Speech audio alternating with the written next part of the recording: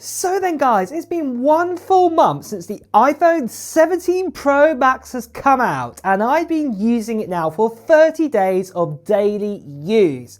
After living with it for this long, the hype's worn off, the testing's done, and I can finally tell you what's actually great about it, what's held up perfectly, and whether if it's really worth going for this year. So then guys, just quickly, this is a product I'm genuinely excited about. If you're tired of carrying an SSD, a dongle and a charger, meet the Disc Pro. It's a portable SSD that's also a mini hub, so your storage, HDMI out and USB ports all in one tiny transparent brick. And here's why it's clever.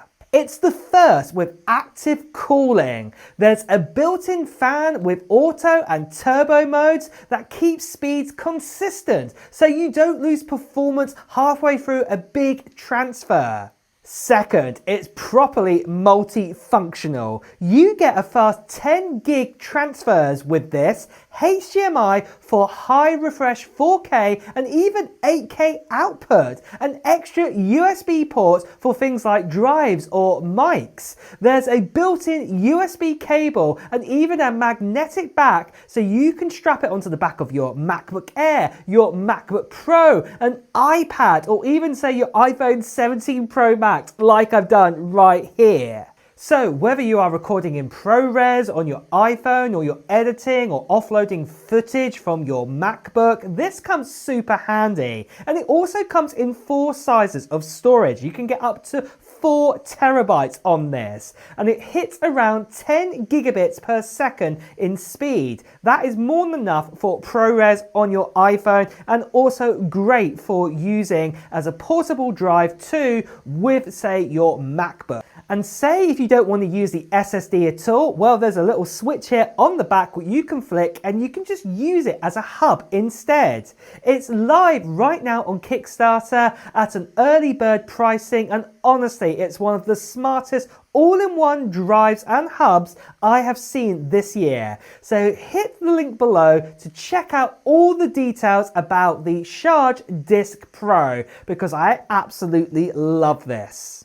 So let's get started with the design first of all. So after 30 days, the forged aluminum or aluminium unibody has really grown on me. It is a great material, and it does actually feel better than the titanium model last year. It feels smoother to hold, and the slimmer bezels make the screen look even larger. The new full width camera plateau also keeps it more balanced on a desk, so no more wobbling around as much. And like I've said before, it feels really good even when you've got like even a case on it or not, that you can just hold it like here, put your fingers up, and it can sort of slightly palm rest onto your hand, what is really awesome.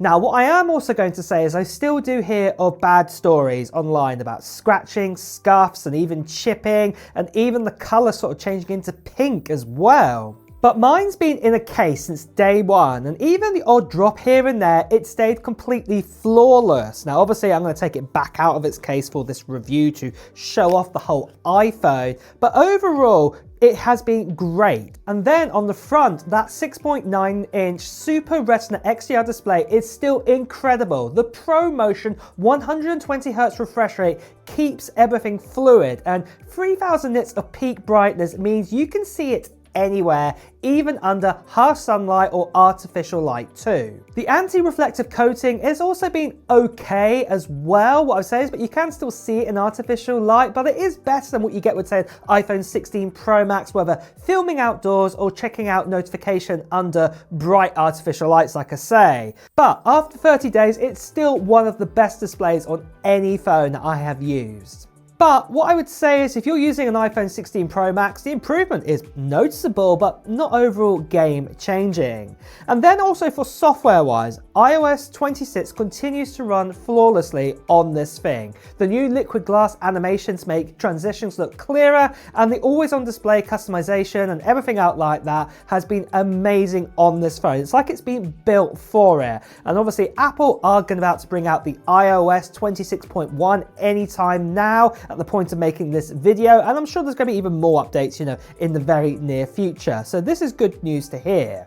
But moving on then, for the N1 chip on this phone, what gives us Wi-Fi 7, it has been constantly fast. I've had no problems whatsoever connecting to different Wi-Fis out there. It's been great. And USB-C transfers for, offloading, say, ProRes clips, they've been great too. Now, the last iPhone 16 Pro Max did have Wi-Fi 7, also had USB-C connectivity, and you could transfer your ProRes, so really it's not much difference there whatsoever.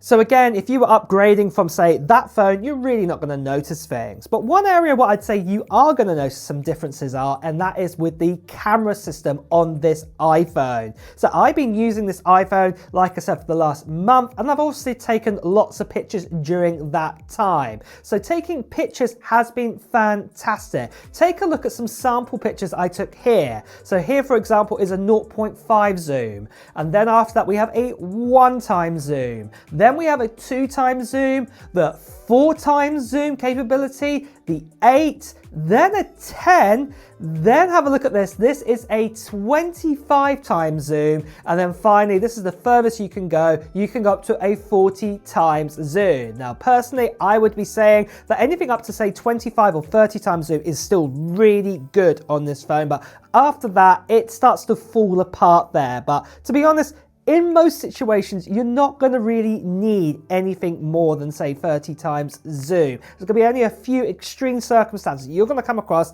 every couple, of months or so like this. So it's not a big letdown, but everything else has been fantastic. And it's the same with videos as well. So video recording has been fantastic on this phone. And in fact, I've got you two clips to show you here. I've got you one of the zoom capability and then also the new dual camera mode too. Check them out here. So I'm on the iPhone 17 Pro Max here. This is a 0.5x zoom, but if I punch it up to a 1x zoom, you can see the zoom. Can you see the windmill in the background there? It's quite far away, but we're going to punch it right up to a 2x zoom. That's where we're at there.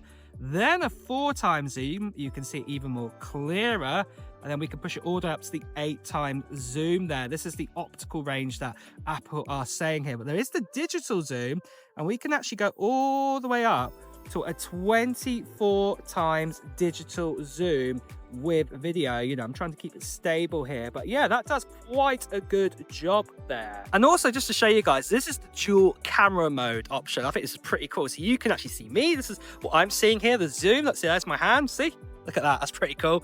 And just want to show you here, look, so this is 0.5. I can go up to the 1x, the 2x. Oh, I went up to 4 there, but there we go, that's 4x instead then. But then obviously you've got the 8x zoom there. And then obviously I can still do that pinch ups kind of zoom up to the 24x zoom, just to show you guys there. That is what you can actually do with this phone, what is pretty neat. So that is really impressive to see. And then also we have that new 18 megapixel camera on the front of the iPhone, and this has been superb as well. It's been great that you can take your pictures in landscape or in portrait mode without having the ability to actually rotate the phone around. I really do love this feature.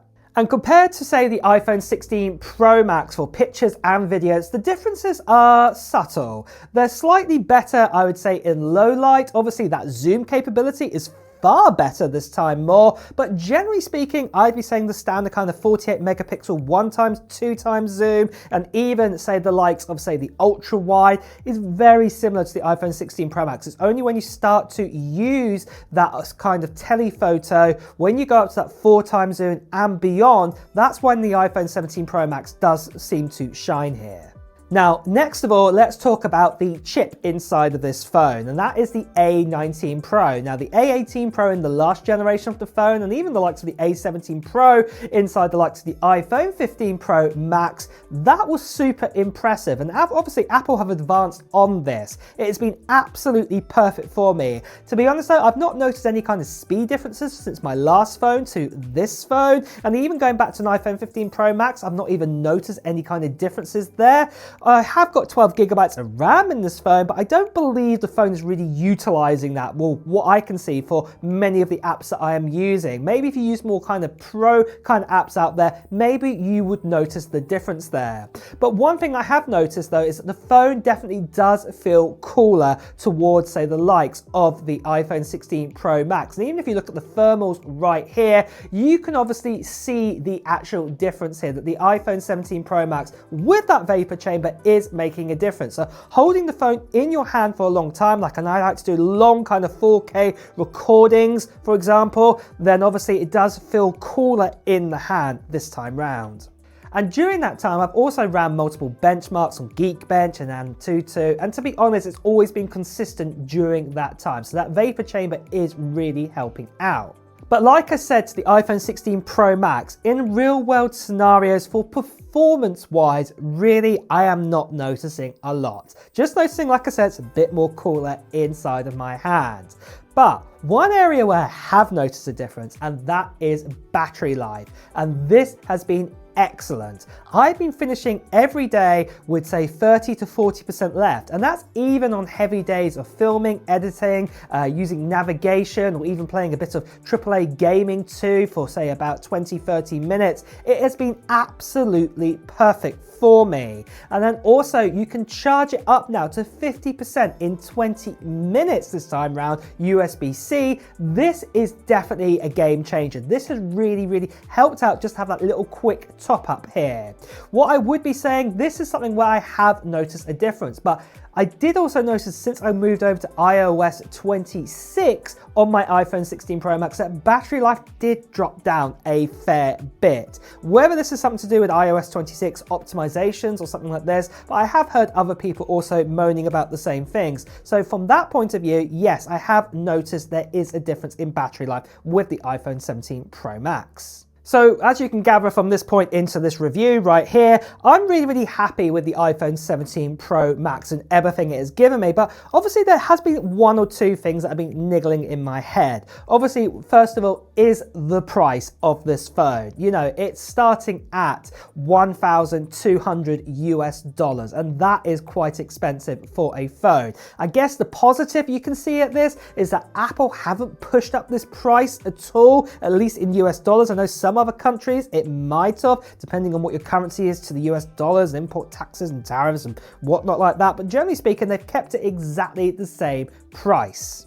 And then one other thing, what's also niggling me about this phone, especially I'd say in the UK market, European market, some others, is obviously we've got the physical SIM card slot in this phone. But yet Apple are selling, say, the likes of the iPhone Air with just an eSIM in my country, and yet they're not offering the eSIM version of the iPhone 17 Pro Max or any of the iPhone 17 models. They all come with the physical SIM card slot, and this to me doesn't make any sense. You know, we are 2025 here. We don't have to have a physical card or, you know, physical SIM card slot, especially if we're also selling the likes of the iPhone Air next to it. So this doesn't make any sense, but that's what I would say are probably my biggest complaints here from what I have witnessed with this phone. So after a full month, here's the verdict. The iPhone 17 Pro Max is Apple's most refined iPhone yet. The cameras are superb. The display is even better than it was before. And performance hasn't missed a beat during this time. It's been completely reliable throughout the whole month